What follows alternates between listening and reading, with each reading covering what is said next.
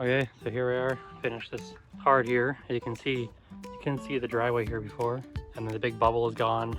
I'm gonna trim the top with a hedger later on, but this is all by loppers because the huge branches are huge. This year it'll flush in again. This is all dark when I started this morning. Now I basically cut from here all the way across and then down, cut out this huge lump.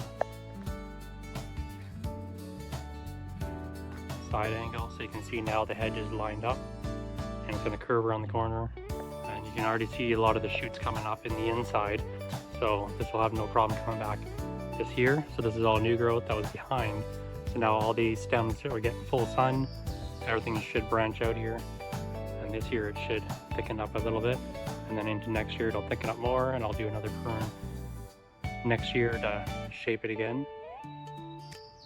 But laurels you can cut 50%, don't worry about it. They'll regrow, no problem.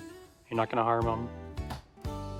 Portuguese laurel here, it's grown out pretty thick, a little farther than the driveway, so I'm gonna cut it back pretty hard. This is end of March here. So you can see along the far hedge here, it goes all the way down the driveway, and then it bubbles out right here, this huge bubble, and then goes back in. And then on the back side, it's right up against the house and it's quite dark, so I'm going to go through and I'm going to trim back all the way along the edge here, cut back under here because it's already at my height, so I'm going to lift it up and encourage basically all this growth last year. I trimmed this back last year, all this is already flushing out. So again, laurels you can cut back at least 50%, or even I've seen them even cut back more, and they should be okay.